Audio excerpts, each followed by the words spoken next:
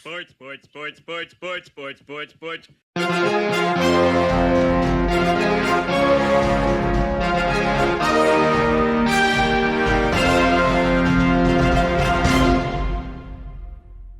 Hey there, sports fans. Welcome to Sportsball, part of the SPDM Crew Podcasting Network. We talk about sports-related topics, but we focus on you, the fan, and what you like, whether it's a sport, team, event, athlete, sports-related news, or in this case, a sport that was played once upon a time. Yes, I am talking with Jacquelynn Wolfheart. Jacquelynn, hello. How's it going? Hello. Thank you for having me. Thanks for agreeing to be on. So we're going to be talking about roller derby. Roller Yes. derby. I got that wrong a couple of times during our pre-recording chat. So thank you for correcting me on that. And if I call it roller ball anytime throughout the course of this recording, You're just looking into the future with it. That's what I'll see it as, is you're taking it one level up and you're making my game futuristic. That's all. but also at the same time, since I can edit this, I will make sure if I say roller ball, I'll be like roller derby and make sure that I get it all good. I So, love it. I all love it. right, roller derby. So before we even start with how'd you get into roller derby, what was it that kind of attracted you to the sport in the first place? Let's talk about roller derby as a whole, because I've heard a little bit about it, but how do you play roller derby? How does one team win? What's the team composition? So can you give me the Cliff Notes version of what is roller derby? How do you play and how do you win? Yeah, let's see if I can make sense of this for the common folk. I feel like you have to go to a few games to really grasp what's even happening. Mhm. But I'll just say it's a fast-paced game. It's full contact sport. There's two teams playing each other at a time. And you'll have one person called the jammer on each team, and they are the only person who can score points on your team. So teams are made up of at least 14 people. Let me take that back. Of at most 14 people on your team at a time, the people who are on the bench. It can be up to 14 people at a time.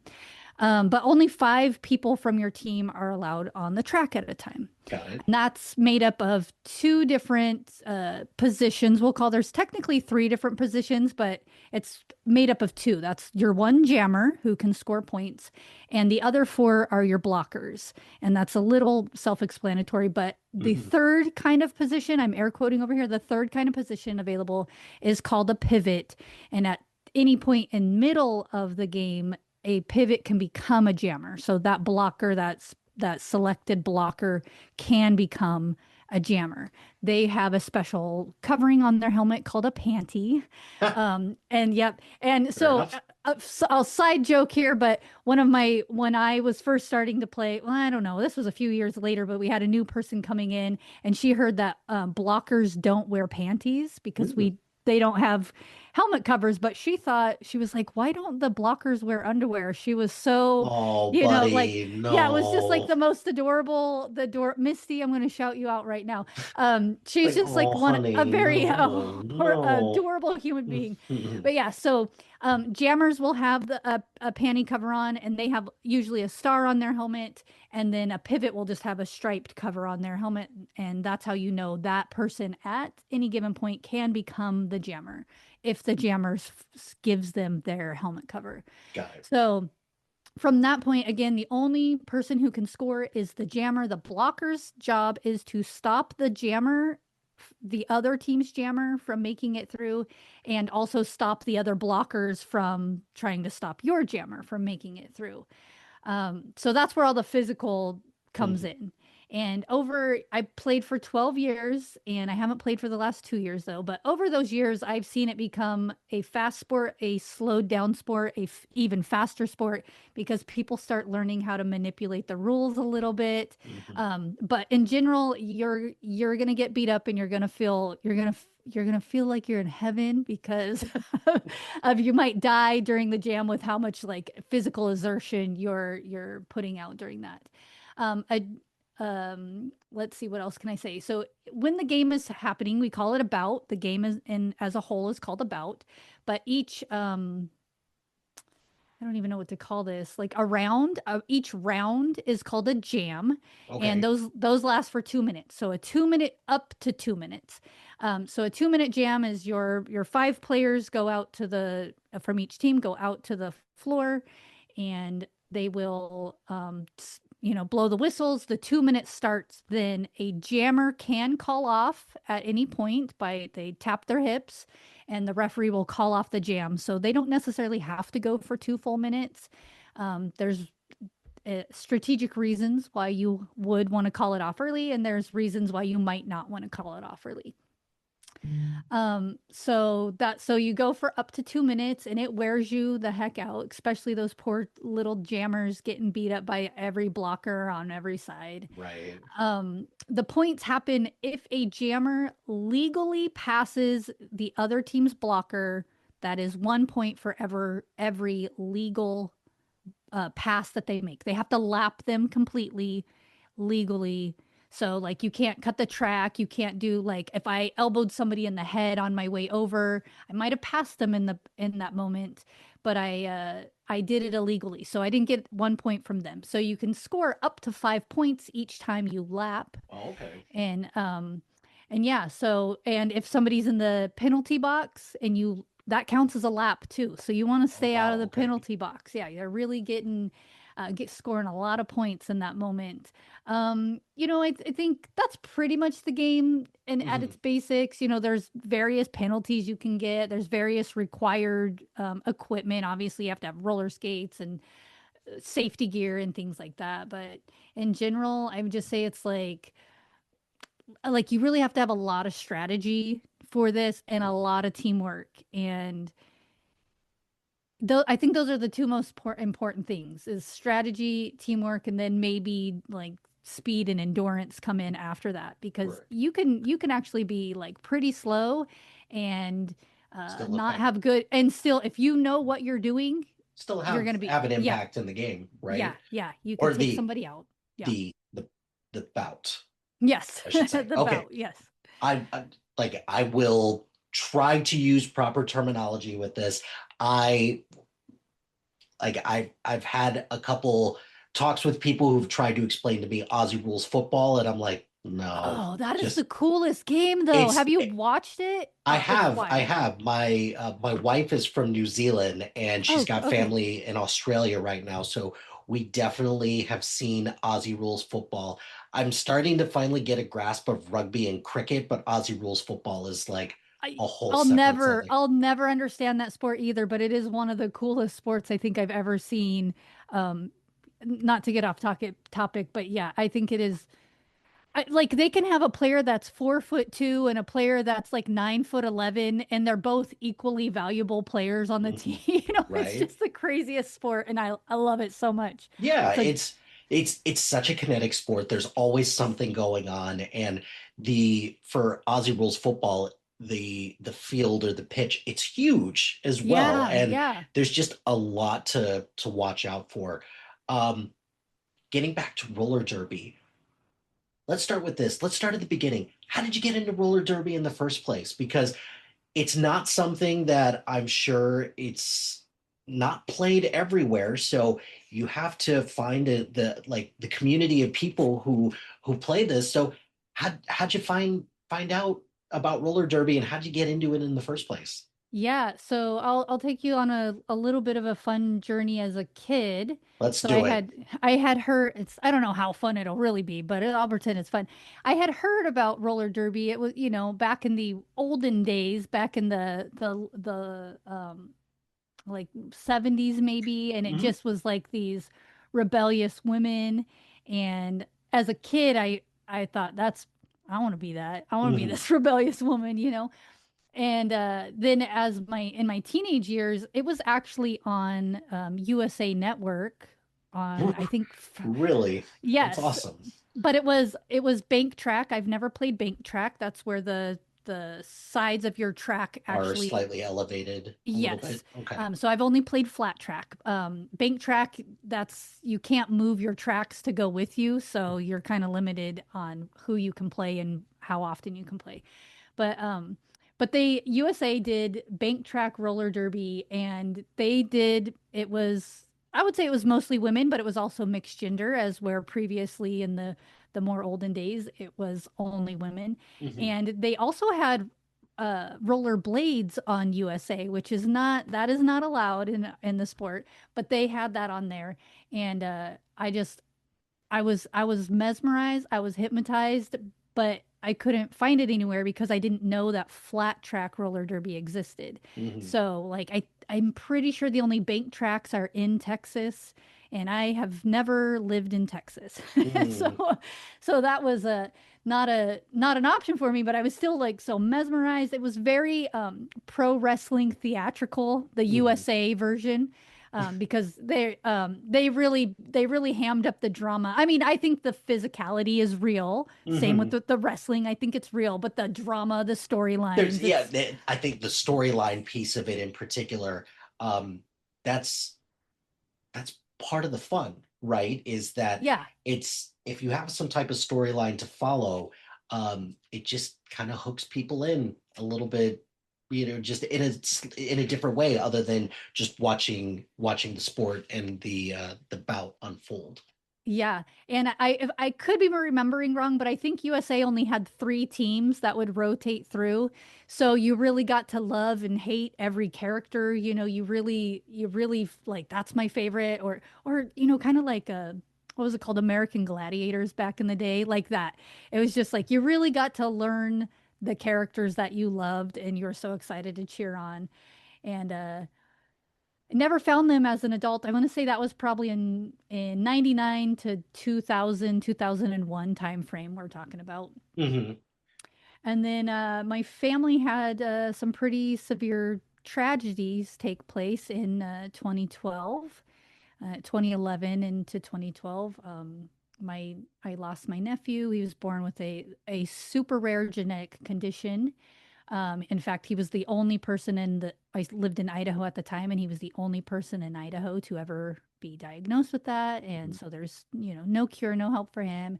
At the same time, I had gone through some very terrible, I don't know if I could say it. I'll just say it, you could Yeah. edit it out however you want. But through a very bad sexual assault where my face was completely battered. I had broken bones all over, and so it was like at the same time of my sister-in-law having to overcome losing her youngest child, and I was trying to pretend like this didn't happen when my face looked like as I belonged in a zombie horror movie. Hmm. And it was literally a distraction from my nephew's funeral because it was literally the same time.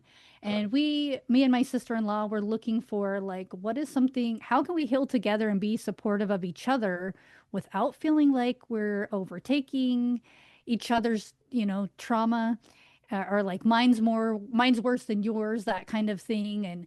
And how can we be surrounded by supportive people all the time? And so we were just looking into things, and I think a TV show called Whip It. Not, I'm sorry, not a TV show, Movie, a yeah, movie. well, Yes. that's now Elliot Page and Drew Barrymore Yeah, was yeah, in it. Yeah. Elliot. Yep, Elliot Page. Yep, and yep. So many cool people in that film Hmm. as well. And Ellen Page back then, and we had seen that, and we both were like, "Why can't that be a thing?" Because that was also bank track Hmm. in the film, and we're like, "Why can't we do that? Like that's what we want, just like tough, badass women. I want to be around them. I don't want to be around dudes. I don't want to be around mopey. What like my brother was really kind of making it everybody else's fault that my nephew had passed away. Like we didn't want to be around that either. Hmm. So, and I feel for my brother. It's a hard thing, but it Right. was like, can his wife also grieve? Like she wasn't getting the chance because she had to run the family. And anyway, so we were like, why can't that be a thing? And we're looking up Whip It, and like how like, oh, can we just travel to Texas and do bank track every once in a while, or like what do we do? And Hmm. we found that our state actually had a team, Oh, and nice. that's when we found out about flat track, because Hmm. we had no idea it was a thing at all. And so we went and just watched a game, and we both were like, This is This it. is it. This This is is this this is what we're is gonna do. Yes, this is Nice. our new life. And so we both had planned to join, but she felt for her family at the time, she actually thought it was probably best if she moves to Washington, where her mom is, where her sister is, and kind of be closer to them and help have that help with her other children because she has more than one children. So she decided to move, and so I did roller derby in Idaho. Hmm. And that was a great team, Treasure Valley Roller Girls, if anybody's interested. Now there is multiple teams, even in that area, there's multiple Oh teams. wow. Okay. So I think I accidentally started a second team in that area, and then they started making us sign contracts that you only play on one Oh. team. Oh, okay. So yeah, Exclusivity rights and such. All yes, right. yep. Interesting. But in my brain at the time, I was trying to become a actual player for Treasure Valley Roller Girls, but I thought if I just go practice more at the local roller drome, then I can get better. I'll be this, badass player. And then being there, the DJ there was like, "Hey, what if we start a team here?" And I was like, "Heck yeah!" Would it? Because it wouldn't even be on the same level, so they would never compete with each other. Hmm. At that time, they wouldn't compete. We were too high ranking that we wouldn't compete. So I was like, "Let's do this!" And getting all into it. Started another team, and then contracts came out.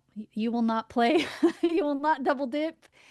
Um, I which mean, is is just can is that really considered double dipping though? I mean, Or now, well, I have like conflicting opinions on that because now it would be because they do play each other. Mhm. They've become equal levels that they Yeah, play each other. but Um, back then, if you were in two different like divisions where you wouldn't play, is that really double yeah, dipping? yeah. Like back then, maybe not. Yeah, yeah. That was my thinking. I was so livid. I was like, I didn't do it on purpose. I'm just trying to get better, like for Hmm. everybody's safety and my own safety.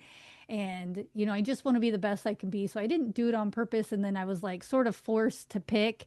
And then girls on this team were mad at me, girls on this team. I actually don't think Treasure Valley was too mad at me because I picked Treasure Valley. Hmm. I picked the team that was going to take me farther. I picked them, and so I don't think they were like too mad. But now they have another team that they don't have to like compete with like head to head, but they have to compete with getting recruits Hmm. because which when we're trying to get new recruits, they have options now. And I think now I live in Florida now, but at that I think now there's actually three teams in that same area. So so now it's like how do we get more recruits if this other team can take our recruits from us?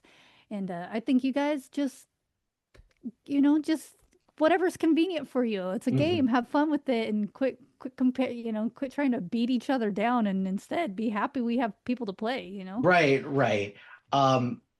Because when you first started, was there like a tryout process, or was it one of those things where they were looking for extra team members and like did you have to try out, or were they like, you're Yeah, in, there's sign the waiver and let's get to work? so it's kind of you do have to sign a waiver right away. But you're not on the team. You do have a tryout period and you have to show up for practices for I think like 3 months straight, and Mhm. you have to show up for like 75% of these practices, which are like 4 times a week. It's Mhm. basically a part-time job now that you have. And it's for good reason because a lot of the girls, like myself, who come into this sport have never roller skated before. And And that takes time by itself just yep, to stay upright, in addition to staying upright and doing all the other things yep, that you need yep. to do. And yeah, so if you come to all the practices though, I mean it is a pain in the butt because you have families, you have jobs, whatever, but if you come to the practices, you progress quickly. And you can see these same people who who don't show up and they're not progressing. You love them, but you're like, please just show up for one more practice per week and you'll kill at this. Mhm. But yeah, so you do try out, you'd have to go through a trial period.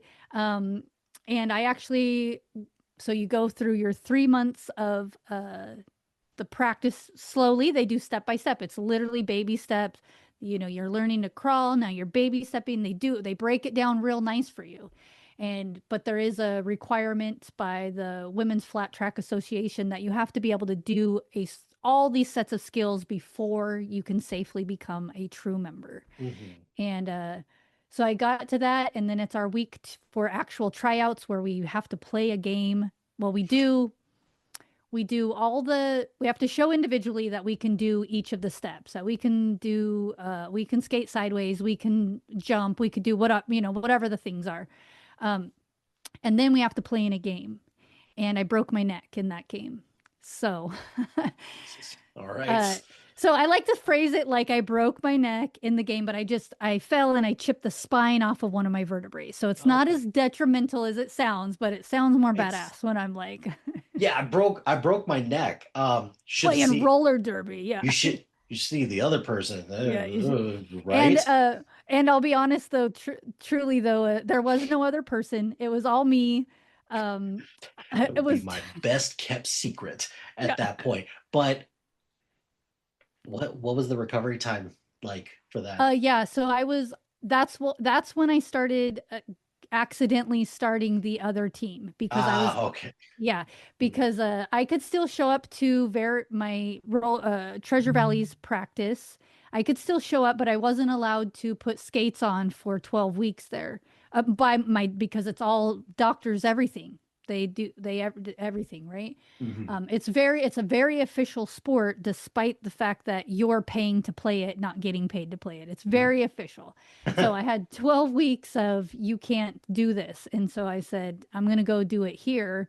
So I had a hard cat, like a hard.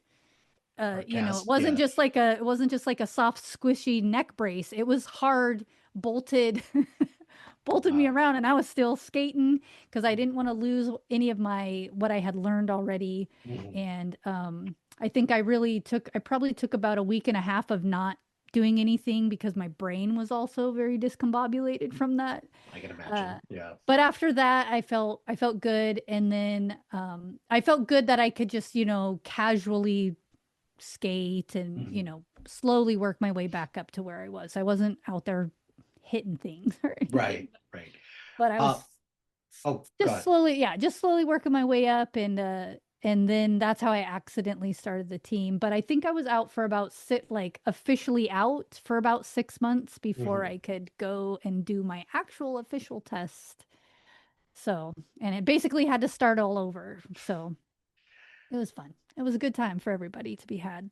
I certainly can imagine that. What's practice like? So when you get all the people on your team together, what are you running through when it comes to practice? Is it there's equal parts weight room training and coming up with design plays, or do you spend a good chunk of it just skating around the track? Walk me through what a typical practice looks like. Yeah, so a typical practice. So when you're just starting out, you're going to have more practice options than anybody else. But because you have some practices that are just for you, and they call you fresh, it's the fresh meat practices. Naturally, yeah. Naturally, right? So you have, I think, 2 of those per week that are, well, that particular team. Other teams might have more, might have less, but you have a certain amount of practices that are dedicated just to the fresh meat learning, and they're going pretty easy. I mean, it's learning how to, I don't know how to explain this to people who are just listening, but like one of the first things you're learning aside from balance and standing upright is how to do a crossover, which sounds like something cool, but that's not. It's just your feet so that you could push faster. Yeah.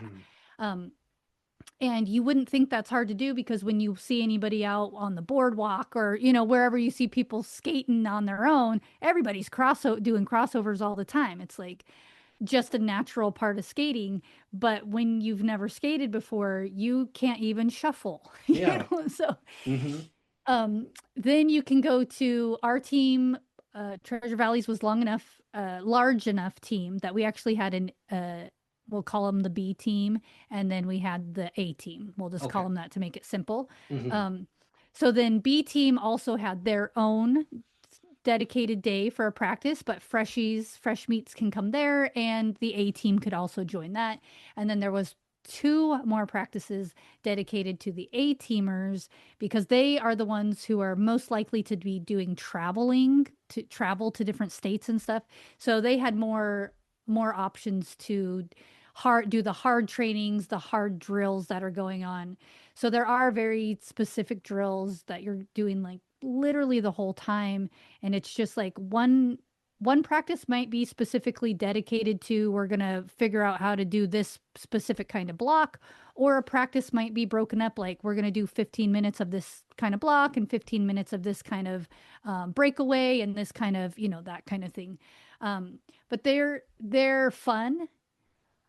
I have a kind of personality where I just kind of like everybody. So, I get along with everybody. I don't think anybody really dislikes me ever.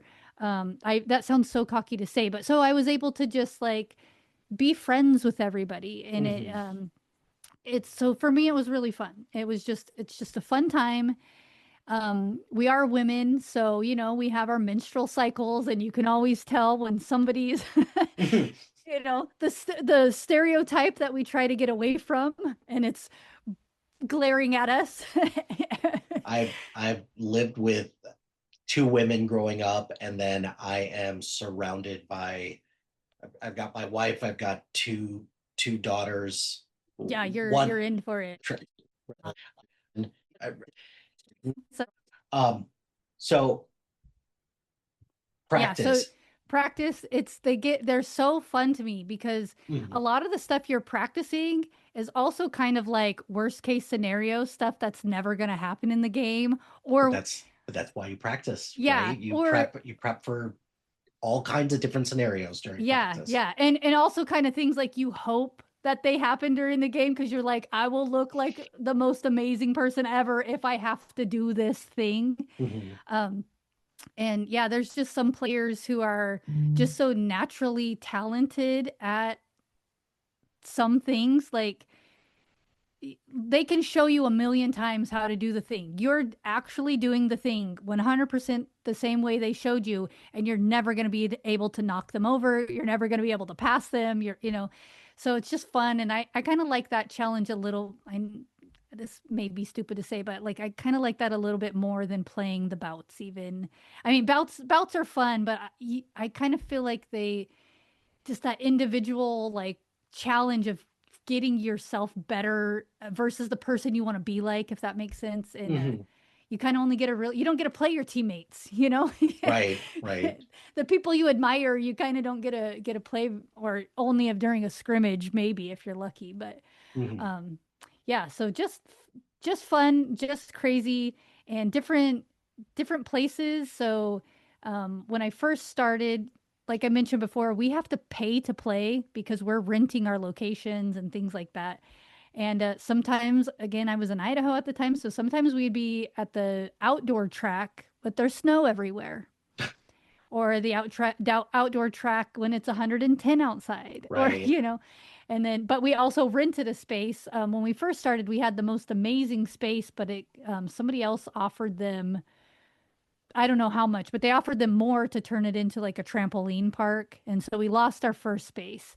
And the second place we got was really janky. Like we could like it was a concrete floor, but it was all breaking all over. Okay. Yeah, so we would lay our actual track on it, but it would our flooring would snap apart while you're skating over it because of the broken cement underneath. So it was like, might as well just go skate in the snow if we're gonna, as long as there's no ice. Yeah, as long as there's not ice there, let's go out in the snow. We're gonna get hot anyways. So yeah. So for your team, how did you determine what position you were going to play? Because you've got the blockers, you've got your third position, and then you said jammer. Yep. How does one become a jammer? Is that kind of like a hierarchy thing, or is it kind of based on skill? How do you determine what position you're going to play, and can you just rotate and like be ready for all the different positions that you could possibly play? Yeah, like ideally you'll probably for the average player, you'll want to rotate and kind of figure everything out. Mhm, But and just because you never know what's going to happen and they're going to need you, right? mhm, But typically they are going to pick the jammer based on skills. Number one skill is are you fast? Because that you have to be lapping, you're not just skating, you're lapping people. So you want to score 5 points only, that means you only can lap them one time in 2 minutes. You want to score 40 points, you got to lap them whatever 8 times in 2 minutes, right? So that's the main skill to have. But if you're going to be fast, you also got to be nimble and all these other agile and be able to do all these things to handle people slamming you all the mhm, time. So you have to be like the best at the footwork, I would say, because you have to be able to get around.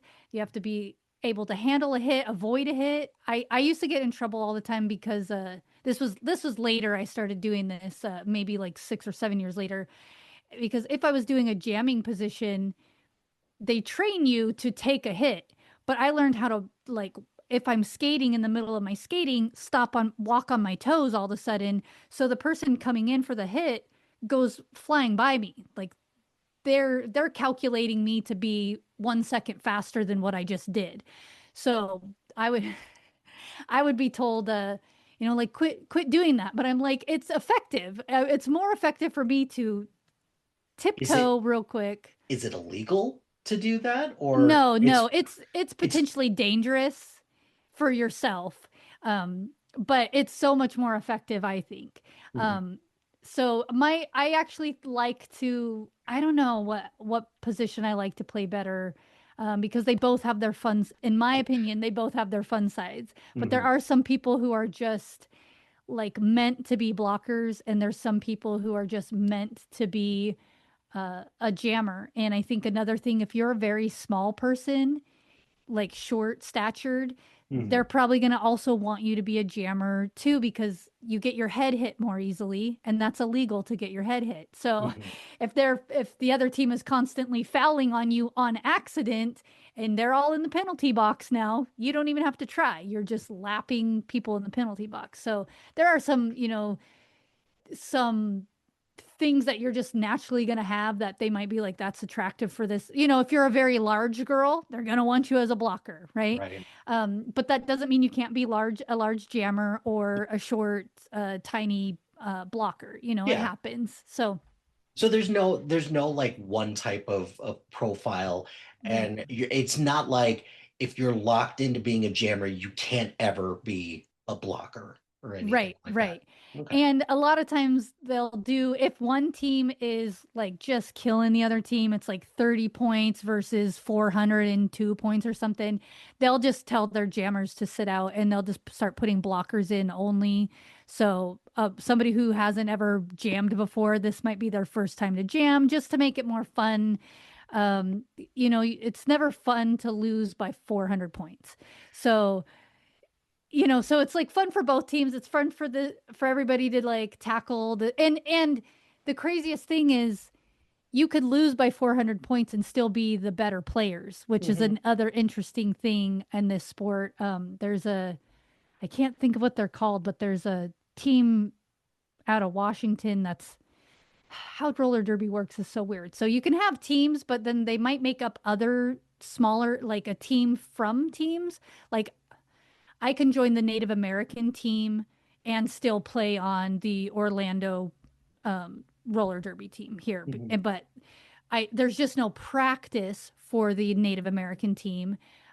We just go, hey, we want to do this game. Can everybody make this game? Sure, we're going to make it. So our practices are only calculated through that I went to Orlando's practices or whatever. But Mhm. there's a team in, I think they're based out of Washington, but it might just be like northern, northwest. And I can't remember their name, but it is only for big girls. So all their players, they have to be like a minimum weight of 250. Mhm. Those are some of the most skilled skaters I have ever seen. If you were just watching and not keeping score, every time I've seen them play, if you were just watching, not paying attention to score, you would have think that they killed the other team.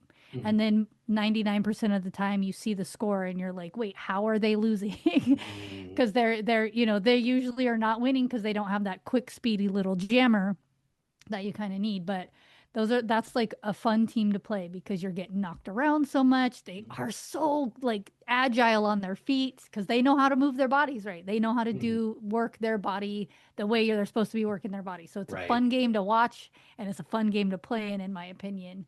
But yeah, there's like all these like tiny micro teams made up of other teams. There's I kind of switched topics a little bit, but That's there okay. are men teams and there are co-ed teams. So I played on a co-ed team as well at the same time as playing other teams.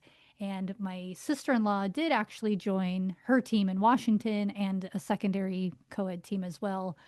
So our co-ed teams got to play each other. Um, How so was you know, how was how was that?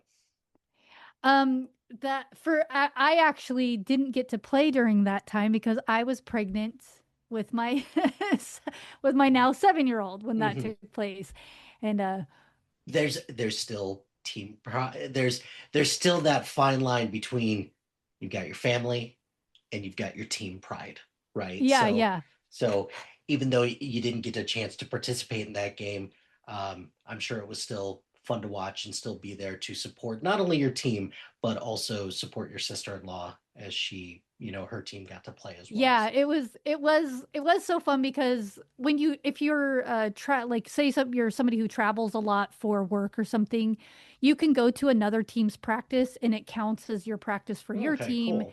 as long as that team emails and says you were actually there, right? You were there, you participated. This is Yes. legit. It's not like you're full of crap or anything like Right. that. So Nice. I have skated with her team so many times already. I actually don't think I had ever practiced with the co-ed team. Did I? I can't remember, but Mhm. her women's team I had practiced with so many times, so I'm already friends with everybody on her team as well. And then when it was the first time that they played with each other, my co-ed team, Idaho Wildfire was that team, and her team, which I want to say was Church of Adam, but ATOM. Hmm. I think is the co-ed team. It was their first time playing with each other when I happened to be, I think I was like 5 or 6 months pregnant at that time. And so I was bench coaching my team, but still cheering for her team. And I had cheat insights. Yeah, I had practiced with her co-ed team because I remember being like cheat insights of like, don't put this player in Mhm. because they're putting that player in, and kind of cheating the game a little bit. I counterpoint to that. Um, you had the insight. It would behoove you just to at least share the insight because Yeah, you got I it. have it. Yeah, you have it. So, and if you're not going to use it, what's the point of having it? I mean, they could Maybe have that's just as easily come to our practices and learned what we're good at and what we need to practice more on. They could have easily has done that, right? exactly. So definitely you're off the hook for that. It's all Yeah. good. Yeah. So for a game, so is there a certain amount of bouts that go into a game, or like how does a team win? Yeah, so it's the whole thing is the bout, just to clarify for Okay, listeners. But it's the jams within the okay. game, the rounds, it's basically rounds, and it's all done by time. So you can end up having like 400 jams in the game if everybody's calling them off real quick because, Mhm. um and I I'm drawing a blank now. I'm going to say they're 20-minute. You have 20 minutes for the first half and 20 minutes for the second half, but please Mhm. don't quote me because I'm drawing a blank on our time right now. People listening, but I'm pretty sure it's 20 and 20, first half, second half.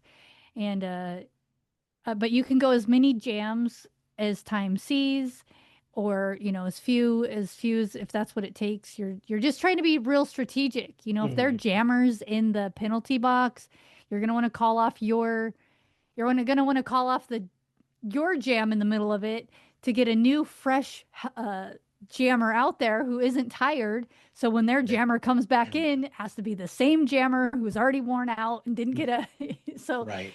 so you're branching your jams out in various strategic ways, and Yeah, so it ends up being about an hour long game because of, we have to review this thing that happened, and they do usually have really awesome halftime shows. I know it Oh, sounds nice. weird, No, but they no, that always, doesn't sound weird at all. I'd rather there be a cool halftime show. So walk me through some of the cool halftime shows yeah, that so they maybe. might contact like local, like another local hula team, or not team, Nice. but like a dance, dance studio that does hula. So we're having a hula thing. There might be, I've seen, sometimes they'll take that 20-minute break and they have kids come out and play roller derby in that time. There's always some show, but Hmm. I've seen also, those like big, like inflatable ball things that you get Oh, in. I've yeah. seen that. So they're just having people ram into each other the whole Nice. time. Yeah, there's always, they just find local fun things to be going on. So it's not just a break for the teams to, rethink things, regroup, re-energize a little bit. It's something for the fans as well. A Hmm. lot of times they can participate in them. Hmm. There's always something, because even if let's say they had a dance team come in and do some really cool whatever, and that was only 7 minutes long, now it's just let's turn up, the DJ's going to turn up the music. Everybody come on on the floor and let's turn it into a dance party. So, That's it's awesome. just yeah, it's just fun. It's very inviting for everybody. I will say it's like one of the most inclusive sports as far as, everything that you may or may not be as a player, but also involving your audience, involving your crowd. It's Hmm. just like the more the merrier always. Awesome. That's so great to see that when it comes to roller derby. I almost called it rollerball, roller derby. So can you kind of walk me through how many games can you play in like a certain amount of time? Like, do you have seasons, or is it kind of just a continually rolling thing? Like, do you have seasons? Do you have divisions? Do you have a championship at the end of the day? Like, Yeah. kind of walk me through how that structure, like how a league or a division is structured. Yeah, so there are divisions, and it's basically just kind of cutting the United States into four. Or Mhm. last we had ever made it to a division tournament, we were divided into four. So it could be more now, maybe less. COVID did a real number on roller derby, so maybe more, maybe less. But it was four when we were actually making it to the tournaments.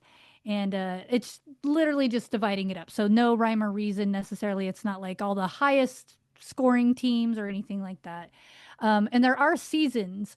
However, I have learned from playing in multiple states that every every area has a different season, which makes it tough Mhm. because and just because the season's over doesn't mean you're not practicing anymore either. So practice is all year round. Mhm. It's just when the season starts, now we have games in between. Like one of your practice days is now a game day instead. Right. Um, and yeah, so I've just noticed, I feel like ours in Idaho was spring and summer was kind of when our games were starting, Mhm. and the rest of the year was just practice. In Florida, I feel like where it's more like fall is when our games are going on. And Hmm. so yeah, I mean, even my sister-in-law who moved up to Washington, her season started a little later than ours. So yeah, it's just interesting to me. I don't know how they determine that. And it might just be like the availability of what the other teams around you can fit in. Because there are teams coming from all over the world sometimes, but all over the states as well. So last I checked, so again, I haven't played in about 2 years, but there was over 1,300 teams worldwide. The majority of those being in the United States. Um, but yeah, so it's, again, we're paying for ourselves. So you might be a Washington team invited to play in California. And technicality wise, where you guys rank on the rosters, you're a real good fit to play each other. But you can't get 14 people to be able to afford a trip down, flights down to California, hotels down to all of. So now you have to find a different team, so Mhm. we got to find the teams that fit us better. And then you might only ever play these teams during the division championships Mhm. because you couldn't get to, like, you'll notice like Hawaii, their season is very short because they usually just come to the States for like 2 weeks and bust out. They're just going state to state to state or team to team to team, bust it out in all 2 weeks. Mhm. And then the rest of the year is, maybe a team or two goes over there, but not as many people can afford to go over there. Right. So yeah, and that's the same with like I've played New Zealand before. Oh, nice. Yeah. So yeah, so there are teams all over the world and it's so fun. And I mean, you get teams that we don't speak the same language and teams that we too much speak the same language. It's just it's just super fun and interesting to see like how we're all the same. We all have Mhm. similar strategies and you could even tell our personalities are so much the same. And because one thing I love in roller derby is that somebody could just accidentally kick me in the face with their skate, and 2 minutes later we're high-fiving each other. Because it's like you don't just celebrate your own team while you're playing. You're celebrating the other team the Mhm. entire time. They just did something cool. You're gonna let them know that they just did like, oh, I'm so jealous. I wish I could do that. Not like, oh, you stupid bitch, I can't believe you did that. Like that's not a thing in roller derby. And Right. but you're getting that from your worldwide players as Mhm. well, from a country I'll never speak that language, and still it's the same thing. High five because it's universal or whatever. And Mhm. it's just such a lovely sport.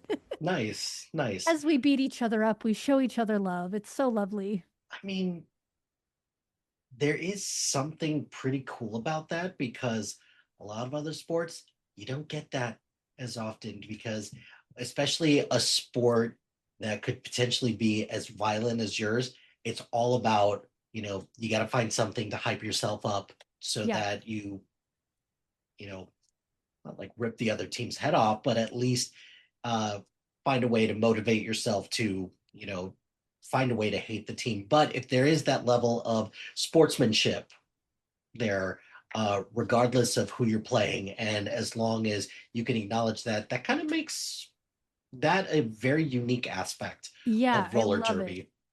I love it. It's just it is one of the most beautiful things I think I've ever seen is just how we can be competing, and that's the same with the men's team. So it's not just like it's because you're women, that's how Mhm. you are, but it's the same like on the men's team too. Like we're here to play a game and acknowledge each other's greatness. We're not Mhm. here to tell you what a piece of crap you are. We're all great. Even Right. even if you aren't, we're great and we're going to find a way to show you that. So it's unique, for sure unique. So, how often, like on average, would you say that you play like one match a week, or can you play a couple of matches? Like, because I'm assuming that there's got to be at least like a little bit of recovery time, because I'm sure you're probably very, you're tired, you're sore. There's a recovery period, um, and like ideally playing back to back nights. Probably not the most ideal situation, but sometimes you can't help it. So on average, how often are you playing matches? So again, like I've played in multiple states for multiple years, and I feel like the most common is you're probably doing about 2 bouts per Mm, month. okay, So it's most likely one home game a month. Sorry, I had to burp. all Sorry. good, all good. My manly side's coming out. Yeah. Or I'm just so excited I'm breathing in too much air. But so you're probably going to do one home game a month and one away game a month, which doesn't necessarily mean far travel, just means not on your turf, right? Mhm. So yeah, I would say that's the most common. But things like tournaments, you're doing multiple games a day. Oof. Yeah, and it gets so brutal. It is so brutal during those tournament moments because sometimes sometimes they're doing them round robin style, sometimes Okay, they're doing them bracket style. Just depends on the tournament and depends on the like I want to say there's a it's not really a tournament, but we call it a tournament called the Big O, and it takes place in Oregon, and that's one where people from you don't have to rank to get into that tournament. You just have to the travel. yeah, Travel and pay your fee, right? Um pay your fee. Oh, And there's no real, like in that one, there's no real winners of the tournament at the end. However, they do select like best players from each and then make up a new team, two new teams of the best players of other teams that compete. But like in that instance, you might have just finished a game or not even finished your game that you're in, and the next, because there's like two or three tracks going at the same time, and the next track is already being like, where are you at? And it's like, well, we're still playing in this game. So yeah, sometimes there's no recovery. But sometimes you might get during a tournament, but sometimes you might get like an hour, 2 hours, maybe an overnight if you're lucky. And then, yeah, because they're trying to bust it all out in a couple of days, get the whole, depending on how many people, how many teams are there, try to make sure everybody's getting in. We're really ranking things down right. And yeah, and I think that's, to me, it's not fair. It's, I mean, I get it. It still makes sense. We're all equally tired, but I'm like, you want to see us at our best, not at our worst, right? So, well, and you would think that at some point safety might yeah, become might becoming an issue, but at the end of the day, if you've got a lot of teams and you got a schedule, you got to keep up, got to do what you got to do, and yeah, that's maybe not the most ideal situation, but you know, like you can't bring like you can't bring other people from your team and say, hey, you're playing in this, this group is playing in this bout, this group is playing in this bout, or you just kind of like if you're in a tournament, you have to keep the same consistent team together. Oh, yeah, okay. yeah. And so that's like why you also might want to bring in extras just in case, but usually the downside to tournaments is it's going to be so unlikely that that tournament is where you're located. So you might already have to be pulling your second or third string players because they're the ones who can afford to get to the tournament. Mm, So now you're not just wanting you're not taking, you want your 14 best to go, right? But right. it's probably like your 9 best who can go, and then the two more second best, and then you got a third stringer, and then you want to bring a few extra just in case something happens. And you're already kind of grasping at straws. And some teams are so small that they already don't have enough players. And well, I'll just use my sister-in-law's team as an example. I don't know if this is still currently the situation, but they only had 10 people total. Mm, So yes, that's enough to do 5 people on the bench, 5 people out, and just rotating back and forth. But if somebody gets hurt, if two people, that's so fatiguing. So you kind of call in from other teams. Hey, other team, do you have a player you can spare?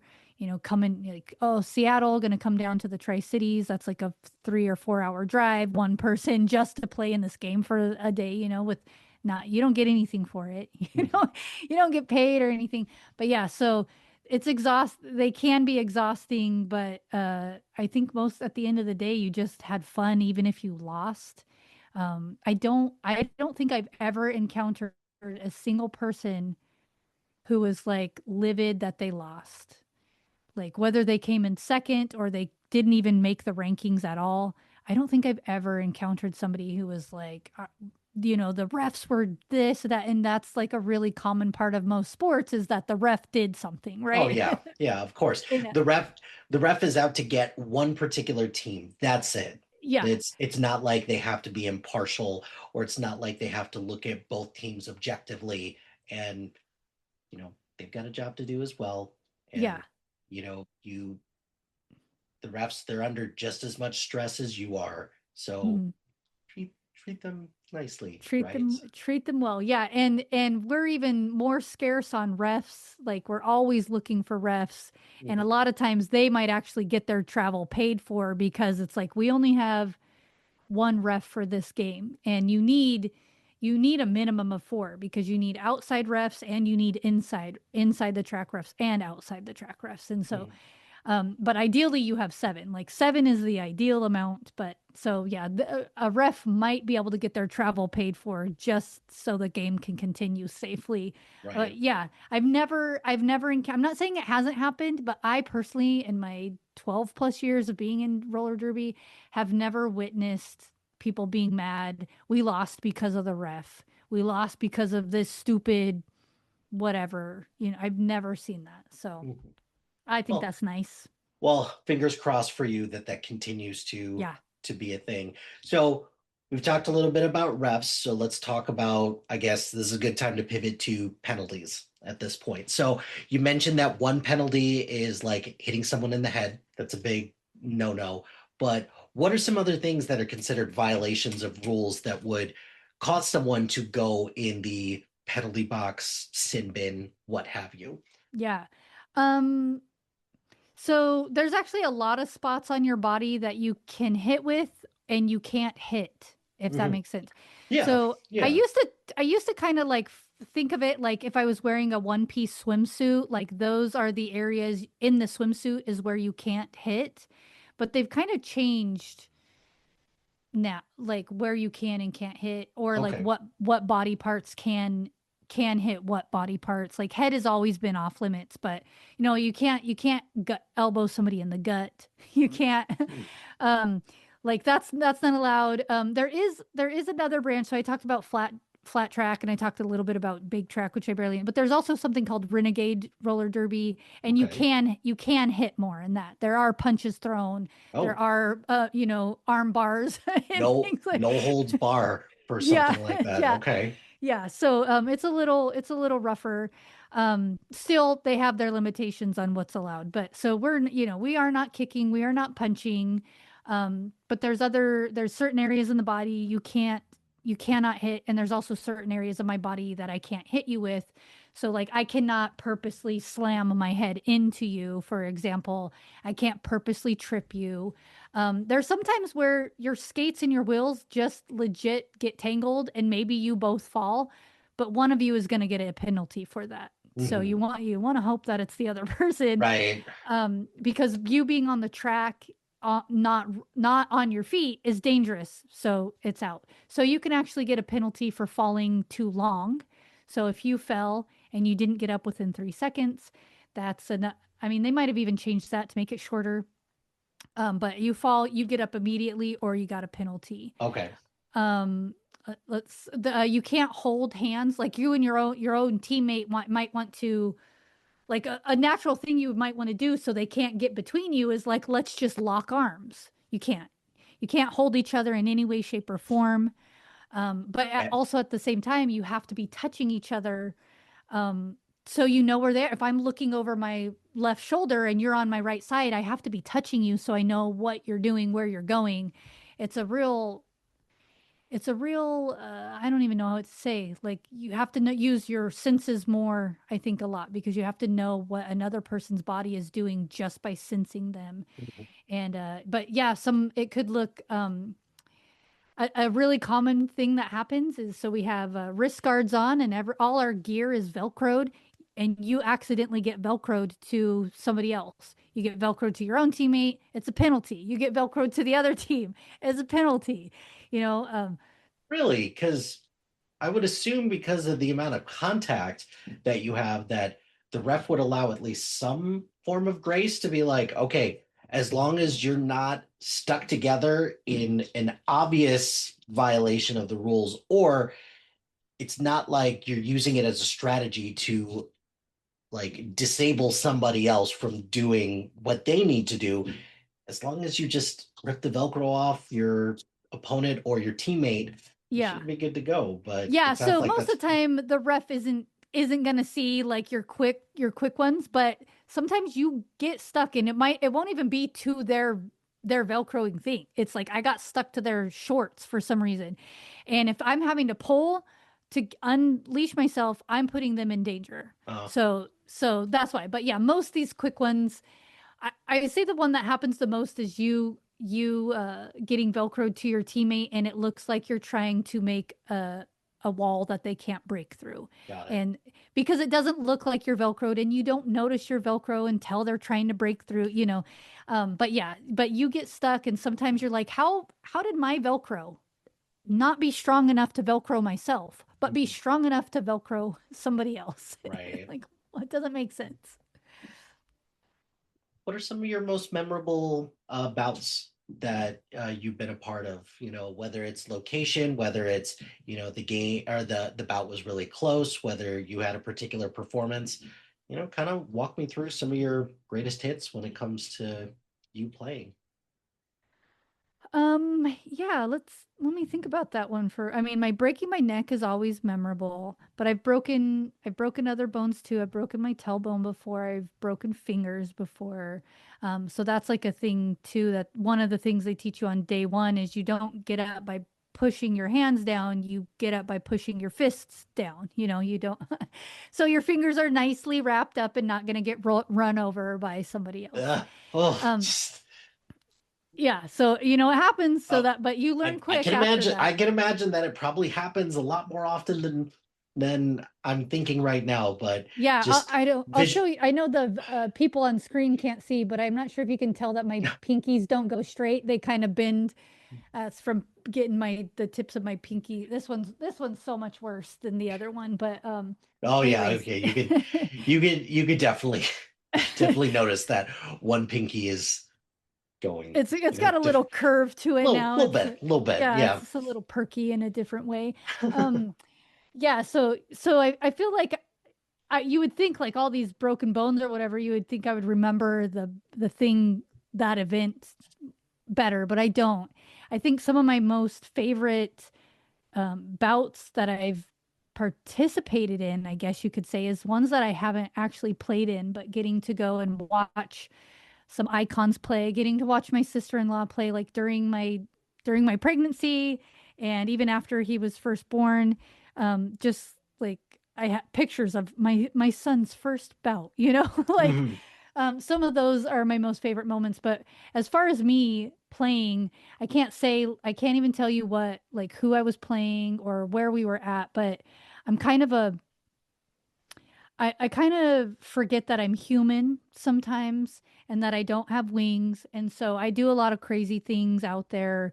I rely on my wings a lot Mhm. and and they just have me rolling around a lot and I don't this is going to contradict anything I say later on, but I kind of don't feel pain, especially in the moment.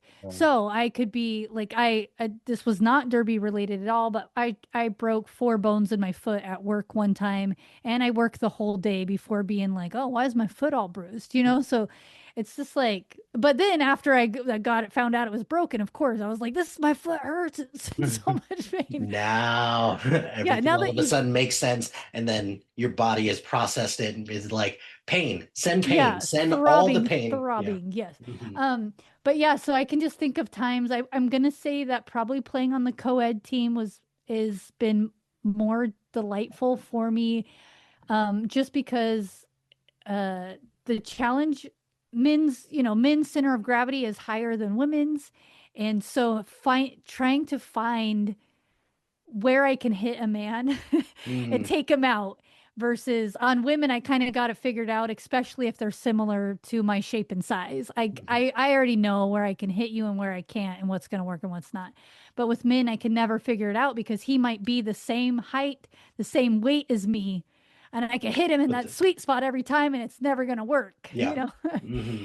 He's just going to do something else. But so I think playing a lot of the co-ed teams or co-ed games is just more fun because I always feel like I'm learning. It's a learning, even though I've been playing the whole time. I'm learning every second, and that's kind of the I guess that's my kink, if you will, is that is that I just like learning the whole time. I like improving the whole time, whether I'm winning or losing.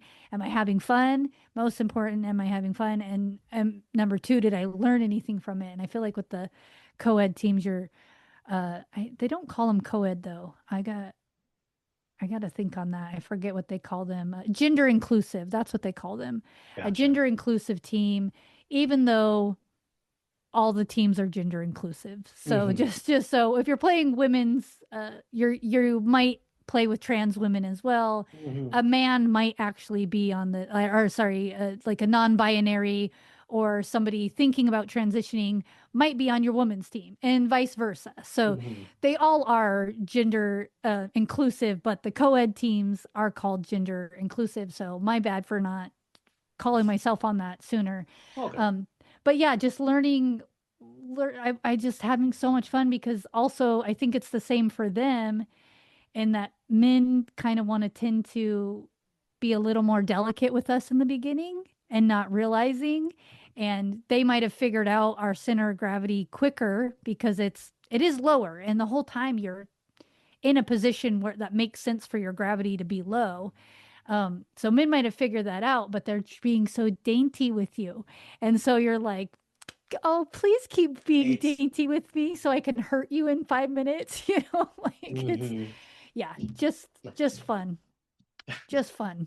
It's just, just fun. I can't think of any specific game that I've played in that has been like, this was the highlight of my career or not. I'll say that the only person who's ever come watch me play other than my own children is my sister-in-law. I No other family has ever watched me play. Um, Even the time that when I was pregnant, family actually came to watch my sister-in-law play, but didn't like, what about me? Like, what about Ouch. all my games? Ouch, family. Yeah, Ouch. Come ouch. on. Um, but it is what it is. And watching her grow and play, I think she's still playing. I'm pretty sure she's still playing. So she's been in it about 12 years as well, maybe 13 years because she started about a year after I did. Mhm. And but I'm pretty sure she is still playing, but we're opposite coasts now, so we'll never get to play with each other. Um, yeah, we're not same districts or anything to play divisions. I mean, um, so we'll never. My team here is a higher division, Mhm. not district, but division wise, we're also higher, so we would never get to play her team. But yeah, that I think that would be my ultimate dream though, is to actually really get to play my sister-in-law and not just be on a team but not get to play Mhm. the time that she's around because her team now plays the Idaho teams. Okay. So if I was still in Idaho playing, we would actually get to play with each other, but no. And she's actually even subbed in and played on the Idaho teams when they've been short a travel person or whatever. So that would be a dream of mine. But we have I'm blanking on names. I feel so bad, but there's some like iconic like we have an Olympic winner who plays roller derby Oh, straight out of nice. Florida. Nice. Her last name is Jackson and she's from Jacksonville, but I cannot think of her. Erin Yeah. Jackson Mhm. won speed skating. That's an ice sport in the Olympics. She got the gold medal and she plays roller derby and Huh. being like I've got to literally watch her play before, and that is not a game I want to play. Mhm. As one of the few times I'll say I will bow this one out, but I will just watch from afar. There's somebody, I can't think of her real name, but she goes by I want to say A Train, but now that's making me think that's just from the Boys TV show. um, she might be A Train, but she might just be Train. I Okay. can't think of her name, but you are going to see some amazing blocker moves out of her, Mhm. which in your brain, you're just thinking like, oh, they're blocking, they're standing in the way, they're shoving. No, I'm she is sure going there's to, so much more strategy yeah, involved with that. yeah. So she's a jammer, but she's blocking while she's jamming and she's like knocking people out of the rink. Mhm. And, like she's amazing to watch. The referees are amazing to watch because they also have to have skills. They Mhm. have to be able to hop over a player traveling 90 miles per hour who just is not on their feet, but sliding across because they got knocked over. Now they're sliding across the floor. Our ref's like, I'm in their way. I got to jump over them in my skates because they're in skates too. So refs are fun to watch. They're a whole sport of their own. Mhm. Um, Men's derby it has all the same rules, but somehow it looks like a different game when it's being played as well. Yeah. Yeah, I can't think of any specific moment of me myself Mhm. um where I was just like, this is the highlight of my career because they've all been fun and a learning experience for sure. So What does your future with roller derby look like right now? You've been out of it for the last 2 years, but I'm assuming you still keep up with it. You still are active within the community. So what's your future look like in roller oh, derby? my future is so bleak and sad. So my very local team in the town that I am, we had a team. And once COVID hit, our team never got back together. Mm, So I started going to, and we were called Molly Rogers, which I thought was, and it was all a pirate theme too. And I'm like, Golly, I have so that's much pirate so theme. Yeah. creative. That's awesome. Yeah. But that Nice. was our Idaho team, Treasure Valley, which was the county, I guess you'll say was Treasure Valley, but we were also pirate themed. So I was like prepared when I came to this team. I've been in other teams, but I was so ready for this pirate theme stuff. I got so much stuff, you know. And let's see, we I made it about 3 months into playing with them, and then COVID shut us down. And we tried. We were doing online practices. We were doing once the like tight restrictions hit, then we were just like, well, let's just skate around parks together. But it would only be like two or three people showing up. So we really fizzled out, and that's heartbreaking because these girls on this team are some of the most amazing people, human beings I've ever met. And not to discredit anybody else, but it was really such the most loving team I've ever met. So I started going to Orlando, which is about an hour and 15-minute drive for me to where our practices were. Hmm. And a badass team. I'm going to say again there, I didn't meet anybody that was not nice. Everybody nice there.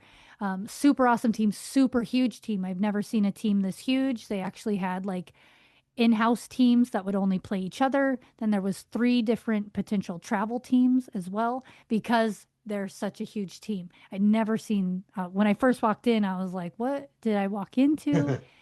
But I shattered my hip playing, I'm assuming playing roller derby because I didn't know You're that it was broken at practice. I oh. didn't notice, typical me, but it was hurting a few days later, and I went to the ER for it because I thought I know you don't want to hear this, but I thought it was maybe ovarian tumors or Mm, something is my, and so I went to the ER, and because it was real bad in my lower back, and they didn't even take, they took me into triage but didn't do it, they didn't do like get my vitals or anything.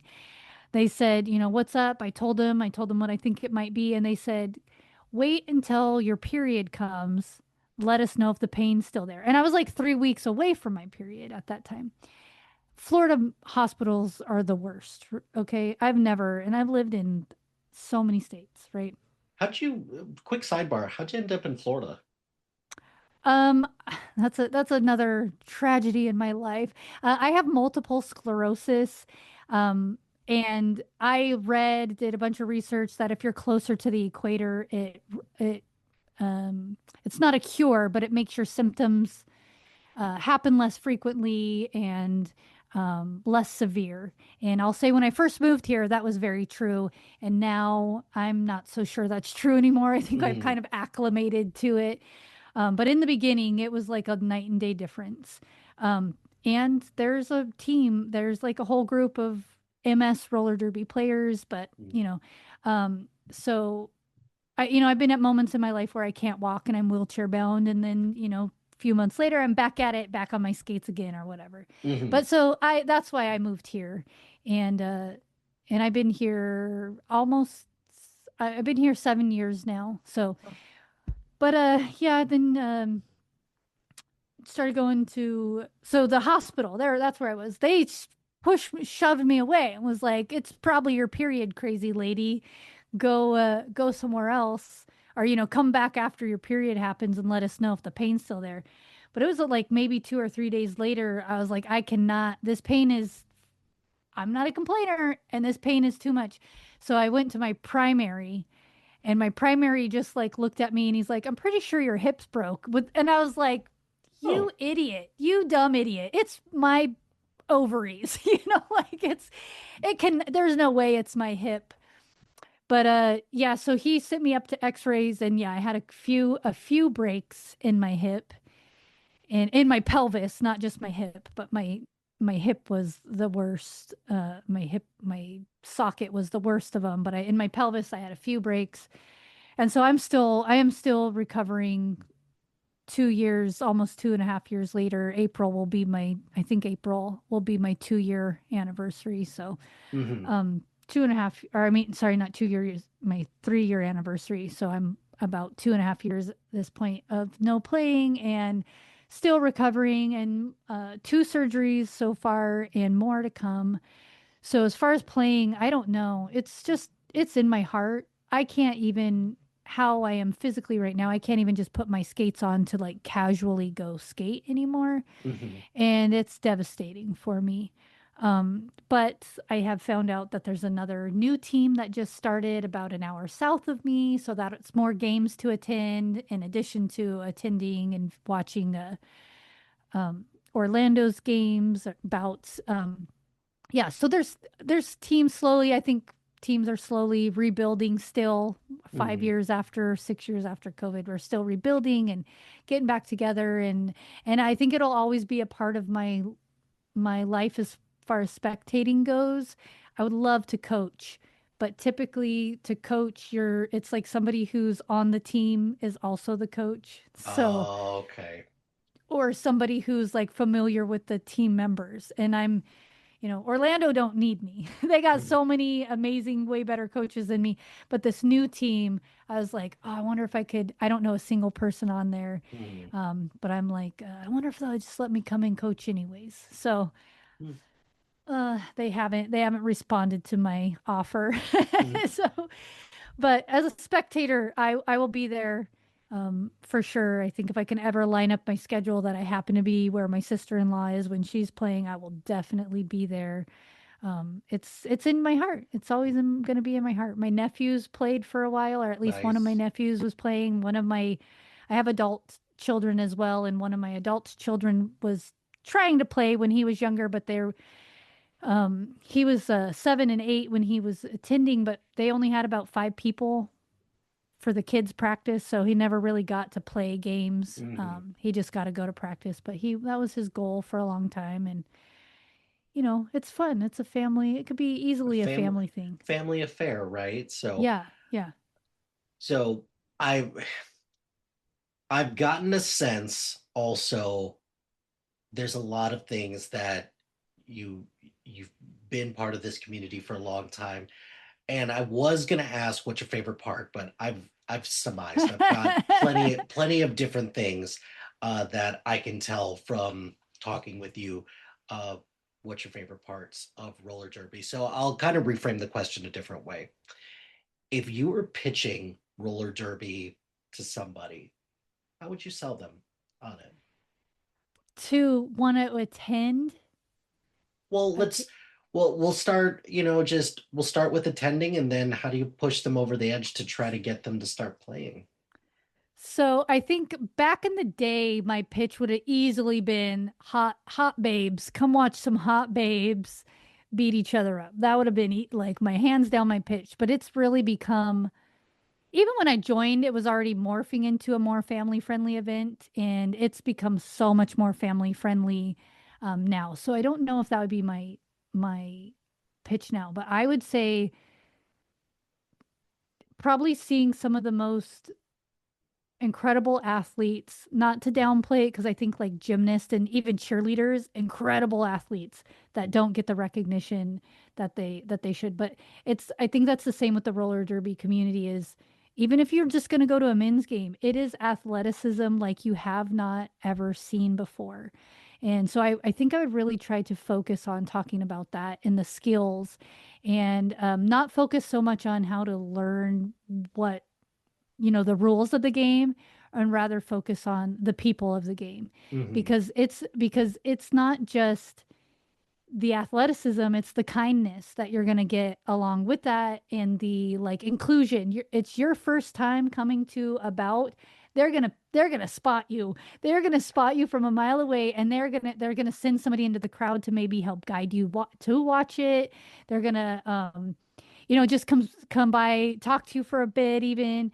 Um, there is still awesome, amazing costumes. I think the costumes have got less sexy per se over the years. Yeah, I know, right? Because they are more because trying to be more of a professional sport, so they are more unified in like what they might all be wearing the same jersey, that kind of thing. But sometimes they have full uniforms that are the same, but you still might get somebody in a tutu every once in a while. I Mhm. do like to costume up. I mean, with the jersey still, of course, I'm not Yeah. going to not have that, but I do like to costume. I hardly ever wear makeup, and that's one of because to me makeup is a costume. And so Mm, when I do put makeup on, I like to go crazy with it. I like to nice. do cool things. And so you're going to see a lot of that there. And I think so, that already kind of appeals to like the cosplay crowd. It's so fun for little kids to participate in all the other events. Once you get there though, they are going to try to recruit you. They are instantly going to say, "Oh my God, you would be so perfect." I Mm, don't even know you, but I know you would be so perfect at this.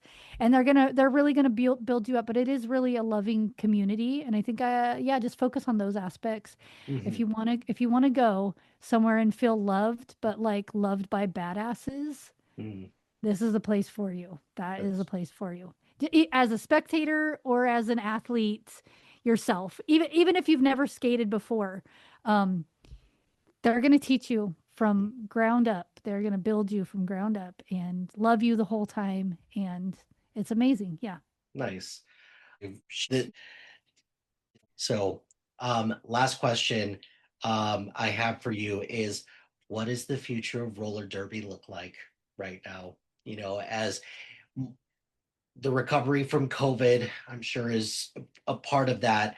Like so many other things right now, I feel like Right. everybody's going to be recovering from everything that happened with COVID for quite a while in different ways. But what do you foresee as the future of roller derby? What would you like to see, and what do you think some things that are kind of in the works that are happening right now?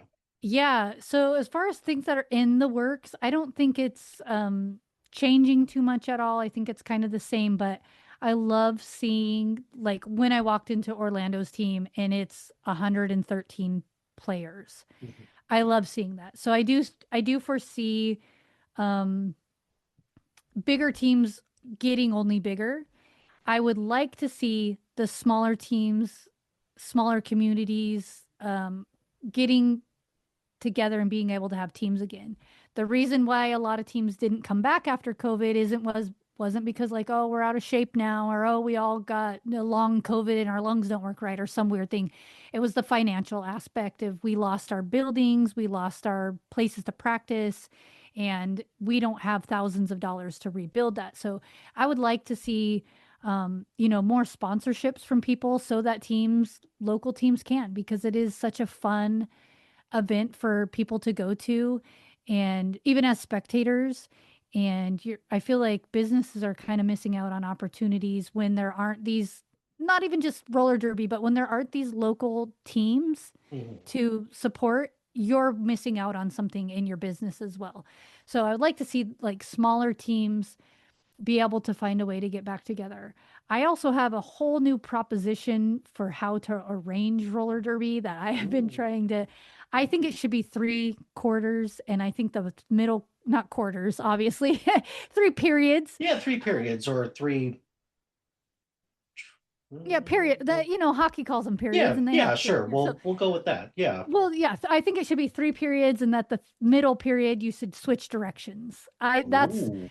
I think that would be a complete chaos for the beginning in a fun way, and then people are going to get into it and love it. But I've been trying to pitch that for, I don't know, about 6 years probably now, that we should have three periods, and we're not NASCAR, we're not going in the same direction the whole time. Let's get at least one period the opposite direction. I'm going to throw this out there too. I actually wrote a script that is about roller derby. It's a Nice. series though. I wrote that, and it got picked up to be made right before COVID, and it didn't get made. So I have, as far as roller derby goes, I hope that that becomes again. Mine was COVID hit, and then we had writer strikes, and then we had actor strikes, and then the project just got put on the back burner. And every day I wake up checking my email, like, is it off the back burner yet? Mhm. So I'm waiting for that series to be made. But for me, I think maybe this is another, maybe I'm too narcissistic, but I feel like it's if we can get another series, not even my series, but if we can get some focus like that, a series, a documentary, something that hits big, it'll help roller derby communities grow Oh again. yeah, yeah, for And sure. I would love to see that. Doesn't even have to be mine, people. Doesn't even have to be mine. Let's just get something out there where people know it exists again. It's still going on, and it's just this amazing community of strong people, loving Mhm. people. And let's make more of that. I was talking with somebody who follows Formula One, and he said the same thing about Drive to Survive on Netflix, about how there's Mm, so many more people who engage in Formula One chat forums and yeah, are on social media groups now. They don't understand a lick of the sport, but they're at least engaging, and yeah. engagement is the first step, right? Mm-hmm. So if you Yep. get them hooked and then they become fans, then the sport will take it from there. And I'm I've got my fingers crossed for you. I'll be rooting for you to and rooting for the sport as well. And it's kind of going to give me a little bit of motivation to look up a local team around here and maybe just check it out and see what You it's all won't about. be disappointed. I promise you that. It's something, I'm not sure how old your other child is, but 7-year-olds have blasts there. Or sorry, 8-year-olds have blasts at derby games. So, I do say check it out if you can. You're helping your local team, you're helping local businesses. You make great connections as well. So yeah, definitely check it out if you can. Cool. Well, Jacquelynn, thank you very much for your time. You told me beforehand that you've done MMA for a while. You're also a black belt. I'm gonna have you back on if Yes. you'd like to talk about that and even talk about how you feeling about the current state of MMA and just everything like that too. So um, cool. We'll have plenty of stuff to talk about that. Yeah, So, yeah. thank you so much for your time. I greatly appreciate it. Do you have anything you want to plug? Where can the people find you? And just plug away. What have you got going on? Oh yeah, I probably have a lot of things to plug, but I first would like to say about myself is that I'm not a violent person. Most people do say that I'm very fairy-like. My husband literally calls me a fairy, because I'm a very gentle person, but MMA and roller derby is just like something that was fun for me.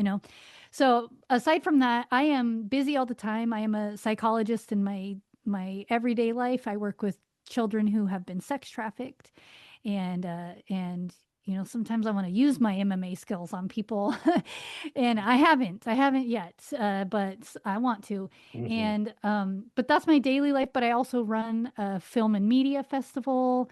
I have my own, which is the Wolf Media Festival, which stands for Wonders of Literature and Film. Oh, And nice. we have a podcast from that. It's the Wolf Media Festival podcast where we interview our winners.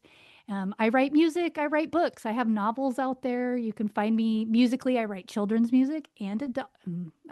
When I call it adult music, it sounds like I I I mean, first of all, no judgment if that's the type of music that you write. it's not, but yeah. But yes, like Yeah. So I have general music. Yeah. general music. If you want to find my children's music, it's under the name Pixie Faerun. It is not annoying kids music. It's just more little kid topics like about being kind and understanding our emotions. But it is very poppy or very it's got good beats to it. I've had a lot of compliments of people talking about like how not annoying it is. I've got a 3-year-old, so she's going to be listening to this. So I'm looking. I think both of your kids will love the music. It's very I've got compared to K-pop Demon Hunters with one of my songs. Ooh. Yeah. Both the kids like K-pop Demon Hunters. So Yeah, you're giving me that look. Okay, yeah. cool. So one of my songs was compared to that and asked if it was in that film even, and I was like, I don't know. I mean, I knew it wasn't, but I was like, I don't know what that show is at the time. Mhm. And then my other music, if you want to find it, it's under just my name, Wolfheart. My last name is Wolfheart. That's my real last name, and it's kind of poppy. The last album I put out, I'm currently trying to make a more rock album. Nice. Hopefully it'll be out this March, but I'm not so sure because I can't quite get my voice where I want it to be. And then my novels, of course. Again, something else I'm promoting. I have Echoes of Rose. It's a dark urban fantasy thriller. It is dark, people. So anybody who wants to read that, it is about trafficked children. Not based on a true story though. Mhm. And my newest one that just came out about 2 or 3 days ago from the time of this recording is called Collateral Damage, and that's about if there were superheroes but not super villains. So a fun little read, I think. And those are under J.N. Wolfheart if you try to look those up. So J.N. Wolfheart. So Cool. lots of things. Lots of things. Looking forward to chatting with you more. I'll talk about this a little bit more offline, but I feel like there's lots of opportunities for us to talk about lots of stuff. So looking Yes. forward to that. And again, thanks a lot for sharing your memory, sharing your insight, and sharing your love of roller derby. Yeah. Roller derby. Yes. Thank you so much. I never get to talk about that side of my life. And so this was amazing. Thank you. But that's going to do it for this episode of Sportsball. Be sure to like, rate, and subscribe to anything and everything SPDM Crew, wherever you get your podcast. Join us on social media on Facebook, Instagram, YouTube, LinkedIn, and Blue Sky at SPDM Crew. Check out our website at spdmcrew.com. Shout out to iFlyer Creative Studios for making our awesome logo. Greatly appreciate their support. Check out the other shows on the SPDM Crew Podcasting Network. We've got a lot of great content. Really proud of the work that everyone's doing, so please check out the other shows on the SPDM Crew Network. And finally, if you've got a podcast idea or you're interested in being part of the SPDM Crew as a guest or collaborating, email us at spdmcrew@gmail.com. Until next time, pain heals, chicks dig scars, glory lasts forever.